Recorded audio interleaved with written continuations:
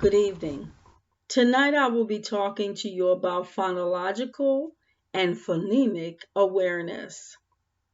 I will be talking about how they relate to literacy development in young children and how early reading development is related to early literacy skills. I will be giving a small group example of how to teach each skill and then how each activity can be modified to meet the needs of students who are exceptional learners. Phonological awareness is the ability to make sense of sounds and to understand how those sounds are structured to make words. Phonological awareness is an umbrella term because it encompasses a variety of skills. Having the ability to identify rhyming words, alliteration, the number of words in a sentence, the syllables within a word, and lastly, to develop the phonemic awareness. Phonemic awareness means the ability to recognize or work with the smallest units of sounds called phonemes in spoken words, and to be able to manipulate those sounds in a variety of ways through blending, stretching, or changing words. Phonemic awareness is the most advanced form of phonological awareness. But how do these relate to literacy? Phonological and phonemic awareness are not the same, but yet they are needed skills that children need to become literate, successful readers. Phonologic awareness is critical to early literacy skills that help children recognize and work with the sounds of spoken language. Phonological awareness is the process that is developed over time, but research shows that there is a relationship between early phonemic awareness and later reading success. How does reading development relate to early literacy skills? Through print concepts, and this is something that we see every day when we go to the store. Children choose cereal, print is on cereal boxes. When we go to the restaurant, we have a menu to make food choices, print is on the menu. As we drive in our cars, there are signs along the road, stop signs, yield signs, and we see those golden arches, McDonald's, and we know that's a great big M, that's print. And parents who love to read and let their children see them read, and then parents who read to their children and allow them to follow along with them as they read, and teachers who read aloud in classrooms.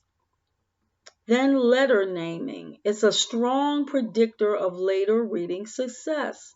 Learning letter names helps children learn letter sounds, helps students develop their understanding of the alphabetic principle. There is a systematic and predictable relationship between written letters and spoken words. Then vocabulary is very important because the more vocabulary children know, the better readers they will become. They can acquire this vocabulary through having face-to-face conversations with their parents and other adults or their peers. Phonological awareness is that ability to recognize the words, and the set of words begin with the same sound. For example, I have 3 words: bell, bike, and boy. They all have the beginning sound of B or B. Another skill is listening, listening to others, to be able to listen to a story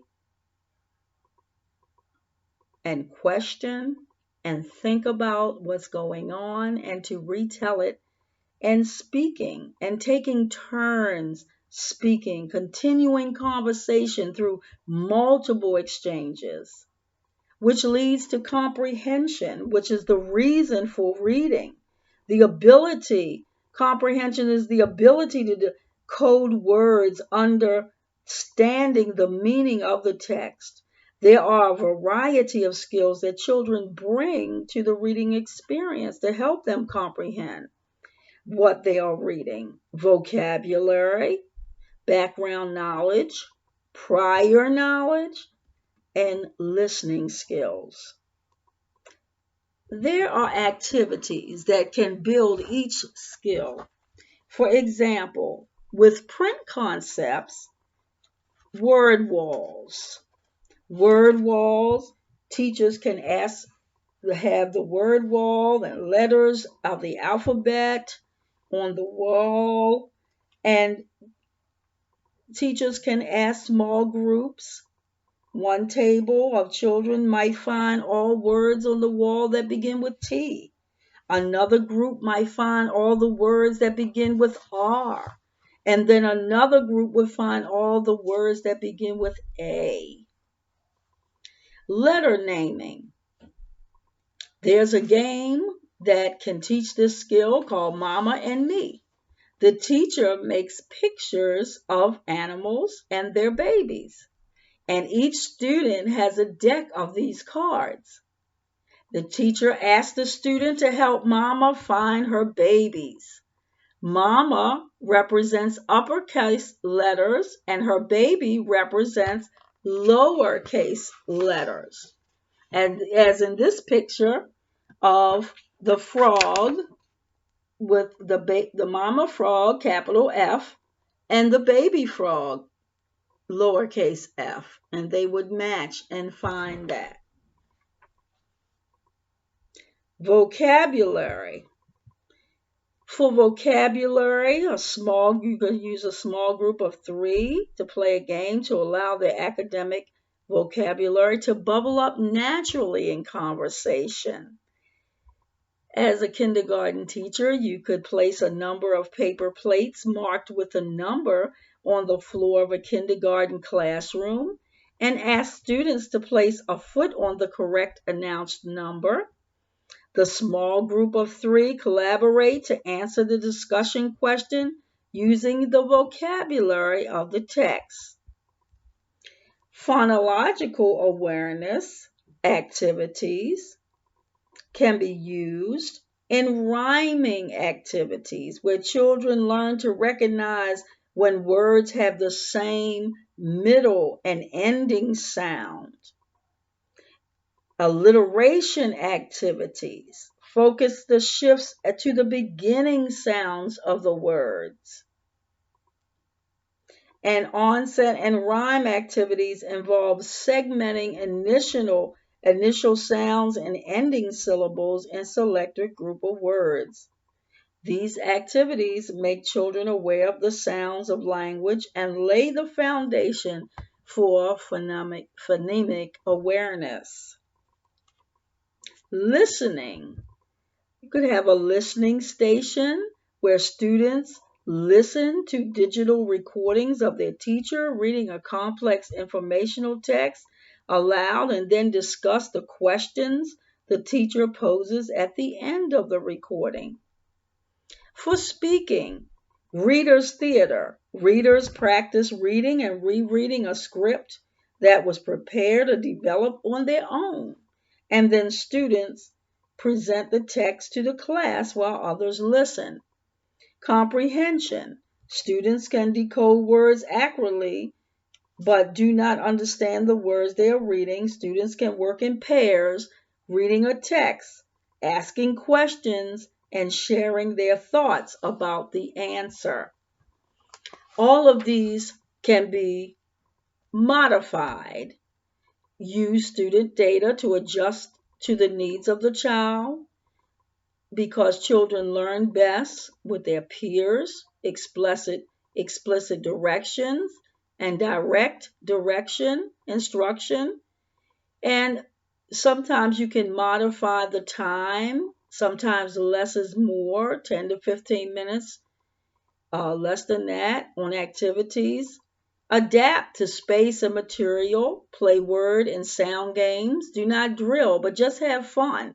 And use alphabet cereal to help students learn letter names, make rhyming words, and work on one word to be mastered at a time. And use pictures instead of words. Finally, praise the student when they accomplish their goal.